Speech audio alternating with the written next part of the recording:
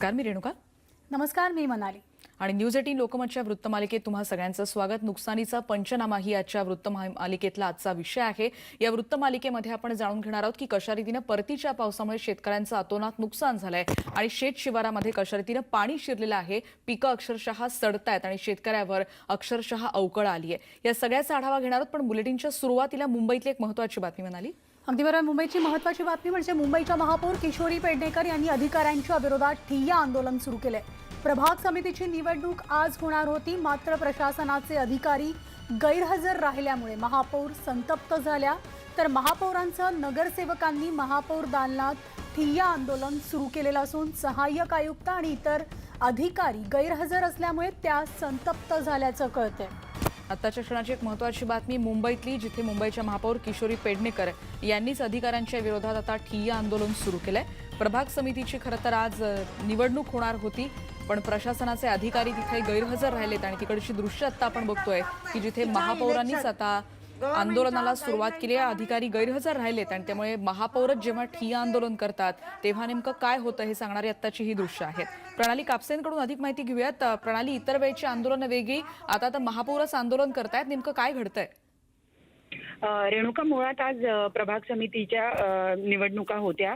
प्रभाग ए, बी, C, D, जी south, जी north यांच्या आज निवडणुका आहे आणि त्यातली पहिली निवडणूक जी होती ती जी साऊथ आणि जी नॉर्थ या दोन प्रभागांची होती.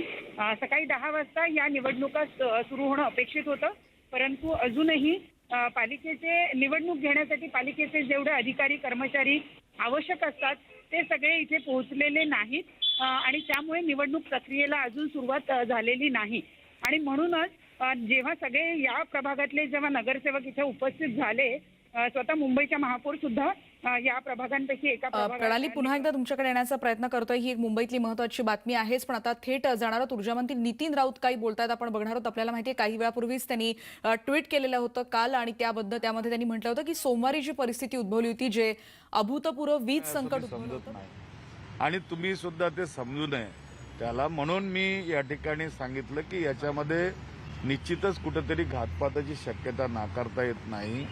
काही लोक खास करून ऊर्जा खात्याला बदनाम करण्याचा प्रयत्न या ठिकाणी करतायत आणि त्या दृष्टिकोनातून काही घडू शकतं ते पडताळून पाहणं राज्याचा ऊर्जा मंत्री या नात्यानं माझं काम आहे, ते मी करतोय. कोण करू शकत असं वाटतं, म्हणजे एखादी संकट मी सांगितलं ना मी तुम्हाला सांगितलं की आयलँडिंग ज्या पद्धतीने झालं, माझ्या मते आयलँडिंग व्हायला नको होतं. सर, हिंदी में जानना चाहते हैं कि आपने कल एक ट्वीट भी किया है, ट्वीट करके कहा है कि ये साजिश है. ये किसने साजिश की है या क्यों 400 केवी लाइन हमारी जो मुंबई को सप्लाई करती है इलेक्ट्रिसिटी, वो कड़वा से पड़गे के बीच में आती है. हमारे 2 सर्किट वहां के जो है उसके एक सर्किट पे जब काम चालू हुआ तो लोड दूसरी सर्किट पे डाला गया. एक प्रोटोकॉल होता है हमारे यहाँ मेंटेनेंस का. मेंटेनेंस के प्रोटोकॉल में हम देखते हैं कि अगर कोई तार टूट गया या कोई वहाँ ब्रेक हुआ तो उसका एक प्रोटोकॉल होता है. उसमें हाई वोल्टेज हो जाता है, ब्रेकडाउन हो जाता है, कई बार लोड शेडिंग बढ़ जाती है, तो प्रोटोकॉल मेंटेन करना पड़ता है उसको. तो वो प्रोटोकॉल मेंटेन किया गया है या नहीं, और उन्होंने अगर किया है तो फिर ये खारगर क्यों बैठ गया, फिर मुंबई में आइलैंडिंग क्यों हुआ. तो मुंबई में मेरे नॉलेज के अनुसार मुंबई में आइलैंडिंग होना नहीं चाहिए था, लेकिन हो गया है. इसलिए मुझे कहीं तो भी लग रहा है कि इसके पीछे कुछ तो भी है, तो उसकी इंक्वायरी मैं करने जा रहा हूँ.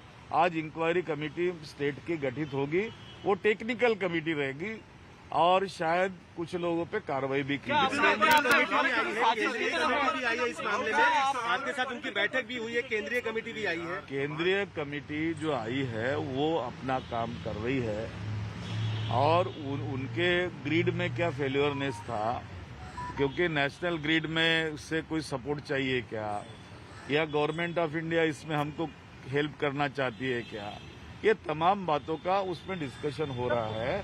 आज भी वो कमेटी यहाँ पर है हो सकता है वो कमेटी मुझे भी मिले। सर साइबर अटैक की संभावना भी इस बात को निकल के आती है क्योंकि जम्मू कश्मीर में भी इस तरह का साइबर अटैक जून के महीने में हुआ था बिजली डिपार्टमेंट पे ही। क्या उसकी भी एक संभावना है और ऐसे में क्या आप सिस्टम ऑडिट के लिए भी जा सकते हैं? संभावनाओं के ऊपर बात कर रहा हूँ। नहीं, सिस्टम ऑडिट तो हमारा हो रहा है, कंप्लीटली टेक्निकल ऑडिट होने वाला है, कमेटी उसके लिए बन रही है और सबोटेज इसमें हुआ है या नहीं हुआ है वो भी उसमें एक एंगल है हमारा और उस दिशा में हम काम कर रहे हैं। क्योंकि मैं बार बार कह रहा हूँ आपको कि मुंबई में आइलैंडिंग क्यों हुआ, वो मेरे हिसाब से होना नहीं चाहिए था। ये मैं धन्यवाद देता हूँ कि मेरे विभाग को कि उन्होंने जो काम 8 घंटे में होने वाला था वो 3.5 घंटे में किया और मुंबई को पूर्ववत कर रखा है। देखो, पॉलिटिकली अगर बात देखी जाए तो कुछ लोग निश्चित रूप से मेरे डिपार्टमेंट को बदनाम करने में लगे हुए हैं।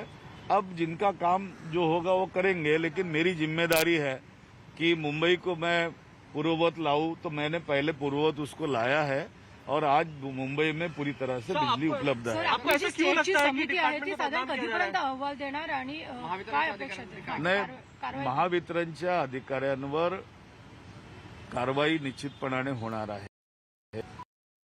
त्यामध्ये जो कोणी दोषी असेल म्हणजे ही टेक्निकल समितीची एक आठवड्यामध्ये येईल, आठवड्यामध्ये ती रिपोर्टवरती तात्काळ कारवाई करण्यात येणार आहे, कुणालाही सोडणार नाही। अधिकारी पे कुछ कार्रवाई आज जो टेक्निकल कमेटी गठित होने वाली है वो टेक्निकल कमेटी पूरा टेक्निकल उसके बारे में सबोटेज हुआ है नहीं हुआ है, कौन दोषी है कौन नहीं है, तो उसकी इंटरिम रिपोर्ट पहले 1 हफ्ते में आएगी, तो इंटरिम रिपोर्ट पर तुरंत कार्रवाई की जाएगी। पिरियडिकल मेंटेनन्समध्ये उशीर झाल्याचा पण परिणाम असू शकतो का? नाही, पिरियडिकल मेंटेनन्स मध्ये उशीर होण्याचं काही कारण नाही, कारण 8 तास लागणार होते, मी 3.5 तासातच वीज उपलब्ध करतो। Thank you sir. आपण पाहिलं ऊर्जा मंत्री नितीन राऊत यांनी आता नुकतंच पत्रकारांशी संवाद साधलेला आहे आणि वीज संकटामागे घातपात असल्याची शक्यता असल्याचं वक्तव्य, खळबळजनक वक्तव्य ऊर्जा मंत्री नितीन राऊत यांनी केलेलं आहे। रेणुका, आपण पाहिलं असेल तर नुकतंच काल खरं तर रात्री त्यांनी ट्विट केलेलं होतं की हे जे मुंबईवर संकट आलं किंवा मुंबई काही तासांसाठी अंधारात गेलेली होती त्यावर घातपाताची शक्यता वर्तवलेली आहे आणि चौकशीसाठी आता सरकारनं समिती नेमलेली आहे। माझ्या खात्याला म्हणजे ऊर्जा खात्याला बदनाम करण्याचा हा प्रयत्न आहे असं देखील त्यांनी म्हटलंय। त्यांची सविस्तर प्रतिक्रिया आपण पुन्हा एकदा बघणारच आहोत, पण आत्ताची एक महत्त्वाची बातमी आणि ती म्हणजे मुंबई जे वीज संकट